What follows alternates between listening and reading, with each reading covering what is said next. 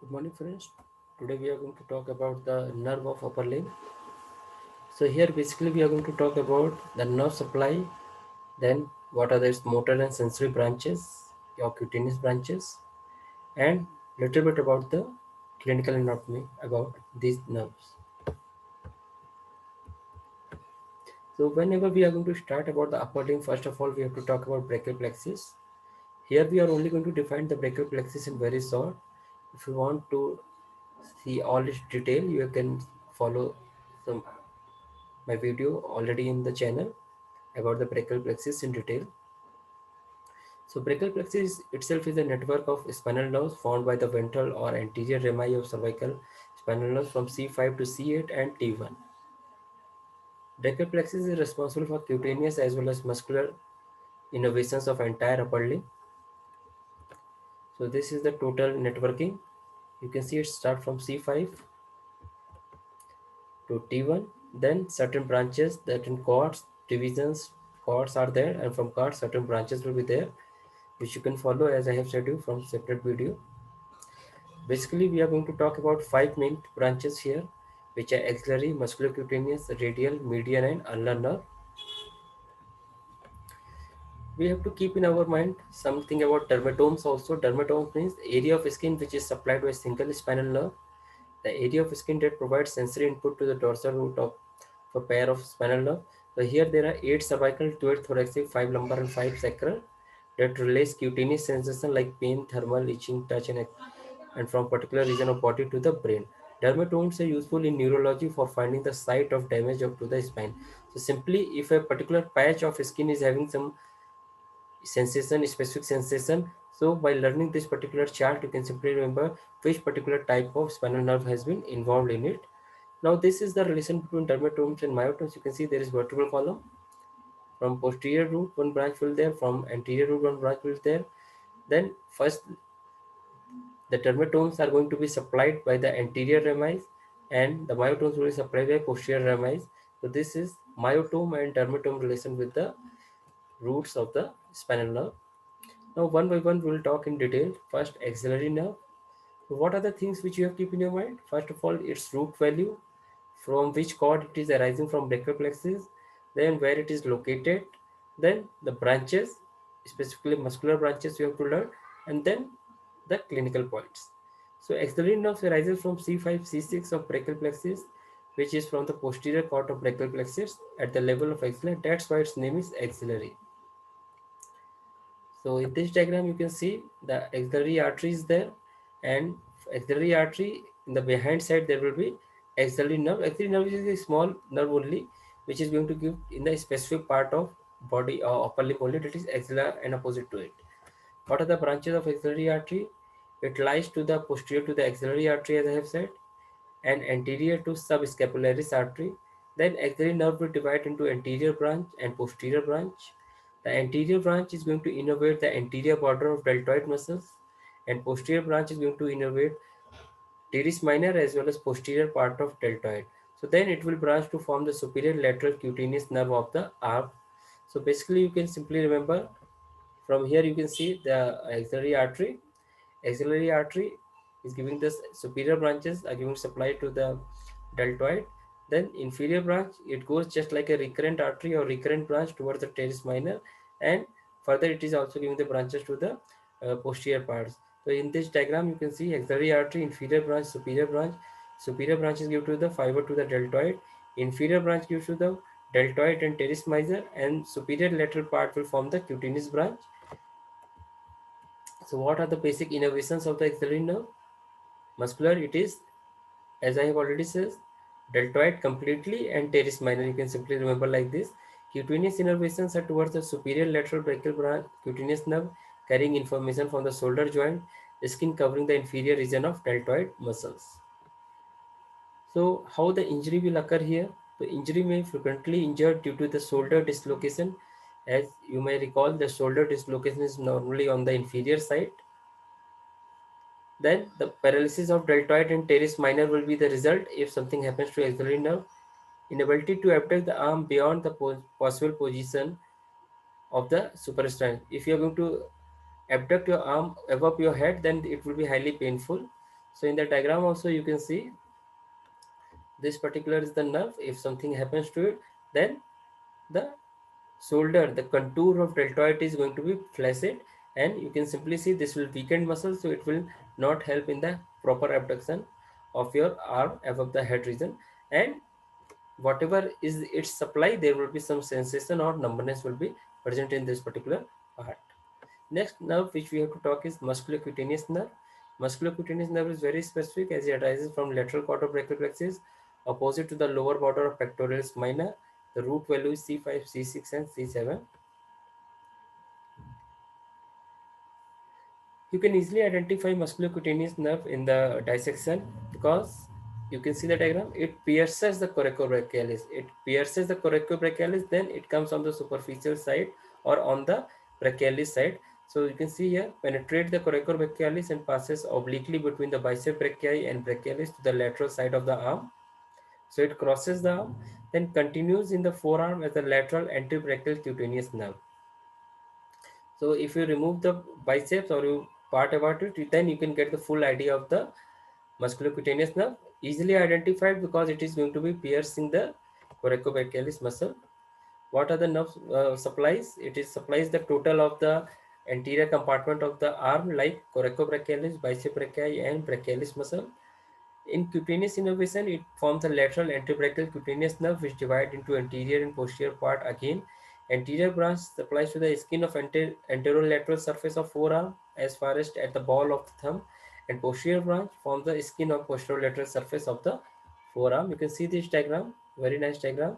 You can see here it is piercing the coracobrachialis and coming upside. Then if we pull the bicep brachii retracted, then you can see it is also giving supply to the bicep brachii, then it is giving supply to the brachialis, and then moving sidewise to the lateral side, forming as the lateral antebrachial branch. And as soon it forms, it is again dividing into anterior and posterior branch. And these are the pattern of the skin which is being supplied by the musculocutaneous nerve. So musculocutaneous nerve is normally not injured or less injured. So again, if anything happens to it, all the supplies will be disturbed, like the muscles of arm will become flaccid or paralyzed or numb, and the skin patches wherever we are going, they will have some cutaneous sensations. Next is the radial nerve. Radial nerve arises from the posterior cord of brachial plexus. It have all the nerve roots of brachial plexus, so it is very important. C5, C6, C7, C8 and T1. You can see the diagram. You can see it's coming from the posteriorly, and we have shown the posterior side only here, and it supplies in the arm region to the triceps. It goes descending obliquely through the arm, first in the posterior compartment of the arm and lateral in the anterior compartment of the arm, and continues in the posterior compartment of forearm. The radial nerve enters the arm behind the axillary artery and then traverses posteriorly on the medial side of arm. You can see this nerve first is posterior, then comes on the anterior side, then again goes on the posterior side. Radial nerve will innervate the triceps brachii. So you can simply remember the posterior compartment of arm is supplied by radial nerve, all three heads. Radial nerve then enters the radial groove of the humerus. Radial nerve emerges from the radial groove and enters the anterior compartment of the arm. It continues the journey between the brachialis and brachioradialis. When the radial nerve reaches the distal part of humeral, it passes anterior to the lateral epicondyle and it continues in the forearm. In the forearm, it is going to get branched to the superficial branch, which is mainly sensory, and deeper branch, which is mainly motor. So here you can see on the lateral epicondyle, it is going to get branch, motor branch of radial nerve, which is posterior interosseous nerve, and then there is sensory branch of radial nerve. Remember the name posterior interosseous nerve, and then it is going to give supply to the all parts. The cutaneous innervation is provided by nerve that arises from radial nerve, posterior brachial cutaneous nerve, inferior lateral brachial cutaneous nerve, posterior antebrachial cutaneous nerve, superficial branch of radial nerve. So these are certain branches of radial nerve. Then what happens? The posterior cutaneous nerve of the arm provides sensory innervation for the much of the skin on the back of the arm. The inferior lateral cutaneous nerve arm provide the sensory and vasomotor innervation to lower and lateral aspect of the arm. Posterior cutaneous nerve of the forearm will provide to the posterior part of forearm, and superficial branch will provide to the back of the hand. So as the name suggests, that is its supply, cutaneous supply area. Now here you can see the dermatomes of the radial nerve on the anterior side. it's on the lateral view, and then on the posterior side it has main branching. In the palm region also you can see the branches. So anterior side it is 1.5 fingers, that is lesser finger and the finger. Then 3.5 fingers are being supplied by medial nerve, but on the dorsal side the things are going to be changed. The little finger and the fourth finger will have the same supply, but the other than the upper three and a half fingers to the upper distal pharynx and middle pharynx, the lower pharynx and the palm region will have the supply of radial nerve. So diagram is very important to understand the cutaneous supply or the nerve supply of your palm region. What are the motor innervations? So simply you can remember triceps and coneus, brachioradialis, supinator, and mostly the posterior compartment muscles. That is, you can simply remember triceps as well as the extensor compartment of the forearm region. Basically, all the muscles are supplied by radial nerve, except wherever the name ulnaris is there. You have to keep in your mind. Now, here we have to talk about some injuries because radial nerve is commonly injured. It is often injured in the course due to closeness to the humerus, either from the fracture or pressure from the direct blow to the humerus, or also can be the incorrect uses of the crutch. Triceps usually escapes because derivation of nerves giving off high in the arm, but total paralysis of extensor of wrist and distal leads to the dropped wrists formal deformities. This diagram is very important to understand where what is the level of injury and what will the symptoms. So always remember, wherever there is injury lower to it, the part will have some symptoms.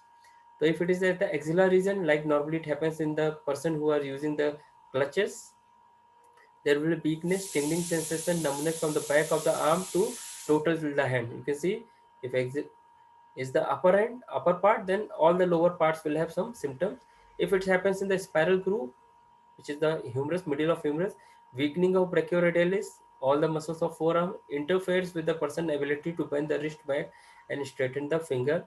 If it is happens to the posterior interosseous nerve, that is the nerve of the flexor compartment of forearm, the muscle weakness and inability to extend one finger. So simply remember, wherever the injury is lower to it, there will be some symptoms will be there. Now there is a condition known as radial nerve palsy. Radial nerve injury results from the acute trauma compression of radial nerve.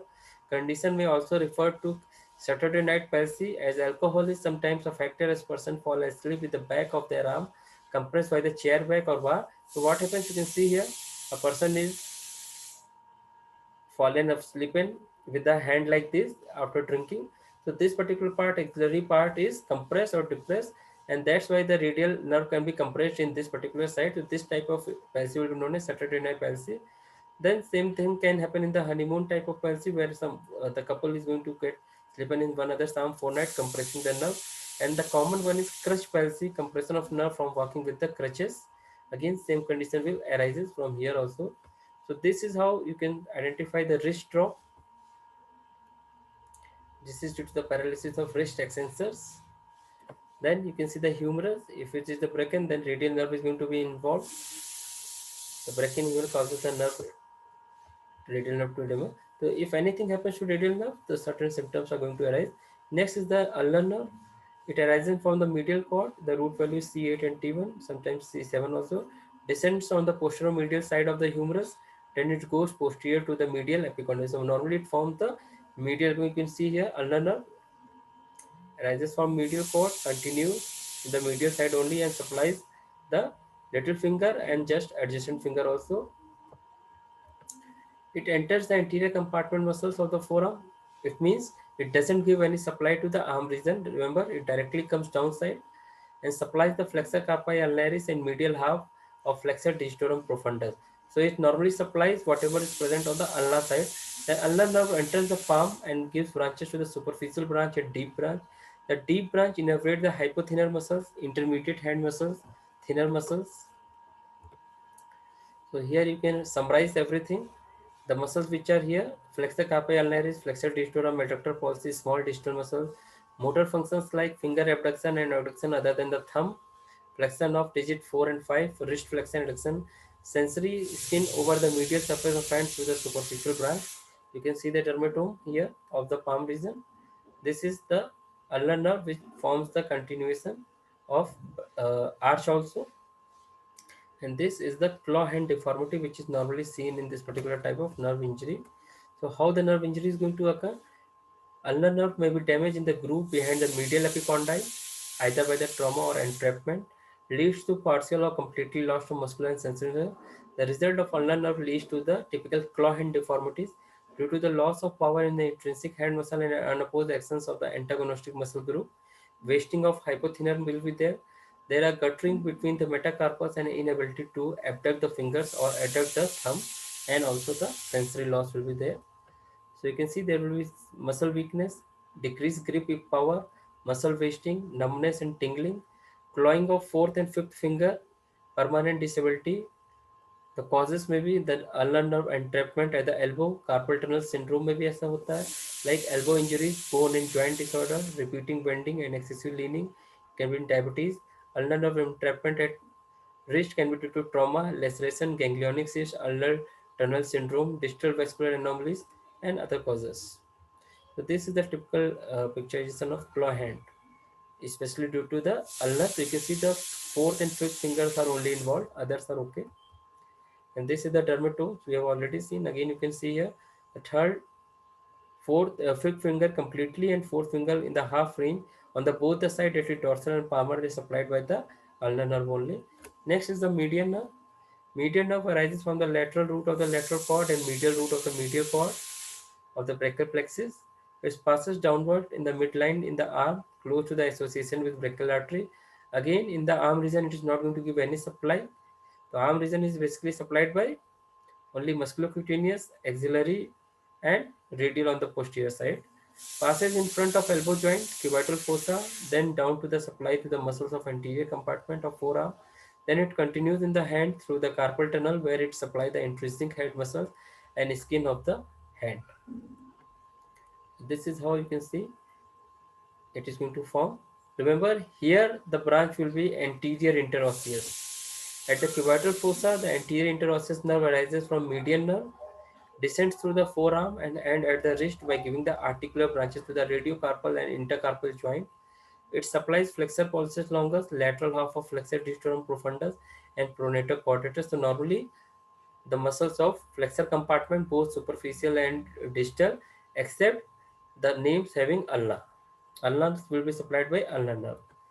The motor supplies, as I have told, it is all anterior compartment of forearm except flexor carpi ulnaris and ulnar half of flexor digitorum profundus. Pronator teres will be supplied quadratus, intrinsic muscles, lumbricals, opponents, flexor pollicis brevis, adductor pollicis brevis. Sensory supply, skin of palmar aspect of thumb and lateral 2.5 fingers and distal ends of same fingers and skin on the distal pharynx of same finger. So here you can revise everything shortly. You can see the dermatomes, you can see the branches, especially muscles are also mentioned in this particular part, and wherever it is going to give supply. Injury can occur by the deep cut with the resultant loss of flexion of all interphalangeal joints except the distal ones in the ring and little finger because they are supplied by ulnar one. Metacarpal phalangeal joint still can be flexed at this finger, that is with the help of ulnaris. In the hand, thumb is extended and abducted, loss of ability to abduct and oppose. Compression of carpal tunnel gives rise to carpal tunnel syndrome. So here you can revise everything. Arises from lateral medial cord. These are the branches, anterior. Then hand muscles. Then what may be the damage? Damage may be at the elbow. Damage can be at the wrist. Treatment is also given. Treatment point we will also discuss in the further classes. Symptom, what are the symptoms present? Hand appendixation or ape-like hand will be present. Physical examination are these two signs which you can check for the diagnosis. Then these are the dermatomes of the median nerve on the both palmar and the distal side. Specifically, we have to talk a little bit about the carpal tunnel syndrome also here. It is due to the compression of median nerve at carpal tunnel. The patient will have, experience numbness, tingling or burning sensation at thumb, index and middle and radial half of ring finger. If untreated, weakness or atrophy of thinner muscles will be there. You can see there is wasting or atrophy of thinner muscles here also in this diagram. Now this diagram is very important. You can follow it one by one and you can get all the branches, especially the muscle branches are described in this diagram. I will give you one example, like if you follow the median nerve, you can see it gives supply to pronator teres, flexor carpi radialis, palmaris longus, pronator teres, Flexor pulsus longa, digitorum superficial, flexor digitorum profundus, later 2 and 3 fingers only, frontal teres, then second and third rumpicals, palmar sensory branches to median nerve. Like this, you can follow each of them slowly and you can revise everything whatever we have done till now. Like again, I will revise one musculocutaneous. It is coming with the help of procobrachialis, then biceps brachii, then it gives branch to brachialis, then it continues as the lateral cutaneous nerve of forearm, like this. Okay, so you can follow the ulnar and radial artery also like nerve also like this, along with axillary also. You can see deltoid is here. Okay, so this is a diagram for the specific sign or symptoms about the nerve injuries. Both upper and lower limb nerve injuries are shown here. So you can follow one by one, especially we are only to talk about the upper one. So you can see here if something happens to the posterior interosseous, patient can perform wrist extension but no finger extension. Radial nerve injury leads to the wrist drop due to humerus fracture. Then axillary nerve injury usually due to the shoulder dislocation, weakness of shoulder abduction, shoulder numbness. Anterior interosseous if it is involved, then cannot do okay sign. Ulnar nerve injury, it will be claw hand. So I think this was a short introduction and will be beneficial for you to revise all the things related to the nerve supply of upper limb. Thank you.